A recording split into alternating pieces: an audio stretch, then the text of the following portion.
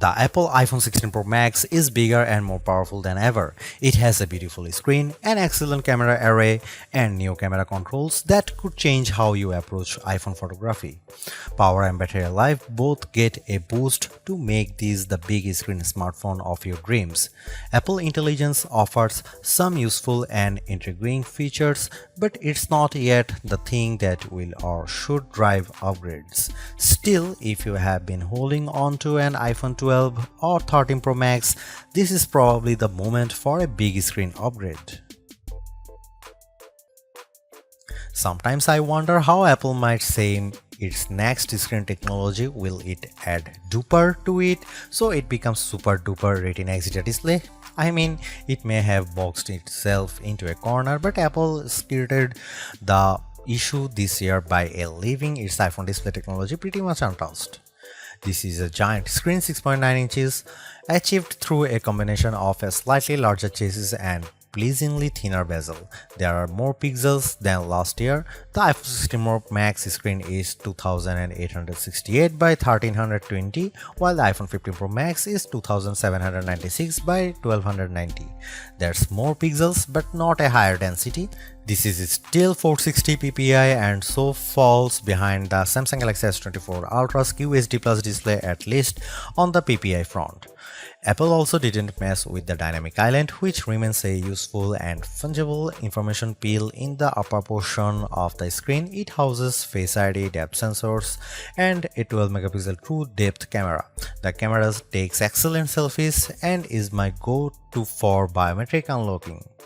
While the display's core specs haven't changed, they are worth noting. It's a wide color gamut screen that supports HDR True Tone always on display, means you can see a less saturated version of your lock screen without unlocking the phone, 2000 nits of peak brightness outdoors, and Pro Motion. Speaking of which, everything I did on the iPhone 16 Pro Max looked fantastic. I don't even notice the dynamic island when it's inside one of my games, and streaming videos via the likes of Netflix tends to crop out the cutout. I know everyone wants to talk about Apple Intelligence, but it's the changes to the core iOS 18 platform that will have the biggest impact on your iPhone 16 Pro Max day-to-day use. Photos, for instance, has gotten a huge overhaul, and one that I'm not entirely sure makes it better. It's the situation of who moved my cheese, as many of your core features may have shifted or been replaced. The Photos app now defaults to search and collections, which might throw people who are expecting to see their photo library. Still, if they get used to using search for some natural language queries that yield useful image results, they might be pleasantly surprised. The iOS interface is now more customizable, and if you want, you can leave spaces in your app grids. You still can't place an app icon in space that, say, straddles two spaces in the invisible grid, but I think people will appreciate this new level of flexibility. Apple seems a bit obsessed with summarization. Summaries exist in writing tools and in the new Safari, which has a slightly hidden highlights feature. Look for a tiny hamburger menu on the left side of the address bar. You can use that to turn it on, and it will take, for example, a lengthy New Yorker article about Ronald Reagan and condense the thousands of words into a paragraph summary. Impressive. So I worry that such a boil down might leave out important nonsense. There's even a new passwords app that consolidates and surfaces all the password feature Apple has previously hidden in features like keychain. Now you have an easy to access app to manage sometimes confusing password and security word. One of my favorite new iOS 18 features is Math Notes. Inside Notes, you can scribble any question, and when you put an equal sign at the end of it, Math Notes automatically solves it and writes the answer in what will look just like your own penmanship. It's a smart bit of machine learning. None of this is as sexy as Apple Intelligence, but this and the myriad of other changes coming with iOS 18 might be more readily practical than what you can currently do with Apple's AI efforts. Apple's 13-year-old digital assistant has burst out of its floating bubble, and now when you summon it, takes over the whole screen. I switched between calling Siri by name and using a long press on the power button to call it, and each time the entire screen was encased in a beautiful multicolor glow. The display almost appears to flash when you press that button, and when you make your request, the screen pulses in response. Siri really seems more alive than ever. This, too, might be the most exciting part of the update. Apple Intelligence features that give Siri access to information about you on the phone to make its responses more contextually relevant are not here yet, nor are app insights that might help dig into applications to enable features and actions. Instead, we get a Siri that is somewhat better at handling the ahs and ums that sometimes happens when you are trying to craft a Siri prompt. I found that Siri can understand some confused talk, although if you are nearly incoherent, Siri will be lost too. Siri did well on some question and was effective at opening the FaceTime camera when I said I wanted to take a selfie. It also did well when I asked how I could share my Wi-Fi password, returning a concise step-by-step guide. One other nice Siri update is the text to Siri. All it takes is 3 taps on the bottom of the screen to open a Siri window in which you can type in your prompt. It's a nice, discreet way of getting the answer or help you need. Writing tools, which you can find when you type text in notes, emails, or messages, offers to make your writing better in a variety of ways. I'm a confident writer and communicator in email and messaging, so AI assistance in these tasks doesn't appeal to me. There are 2 millions who feel otherwise and may find these tools useful. I noticed how while writing tools offers to make your text more professional, concise and friendly, it does a stellar job of never losing a misconstructing the meaning of your original text. Photos is where Apple Intelligence shines.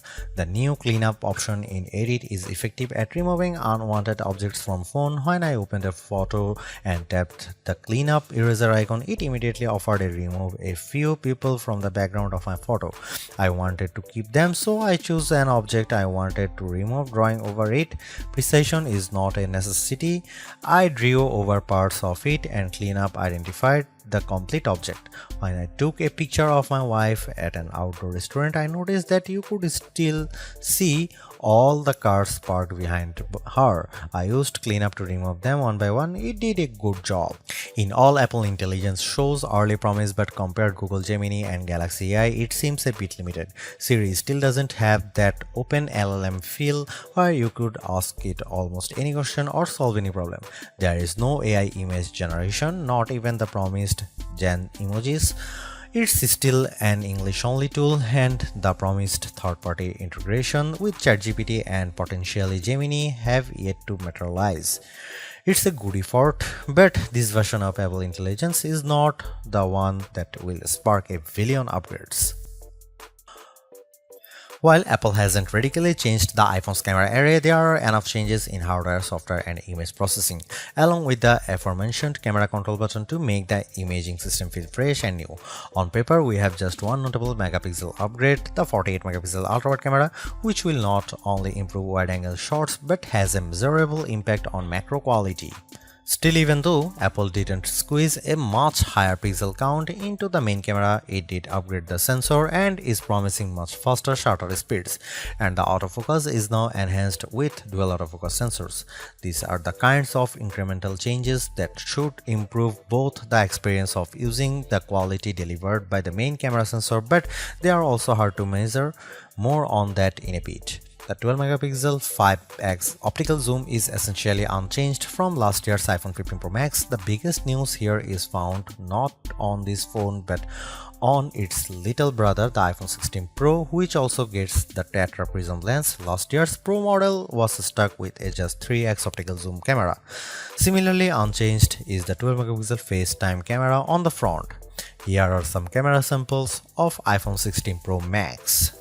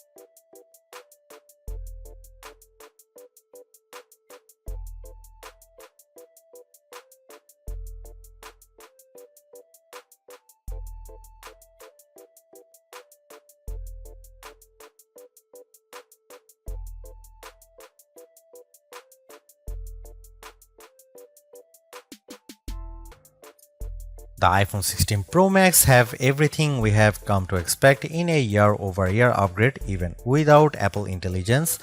The 6.9-inch iPhone 16 Pro Max have a slew of upgrades including a good battery life, outstanding photo and video chops and iOS 18. The iPhone 16 Pro Max are excellent phones worthy of a spot in your pocket if you can afford them.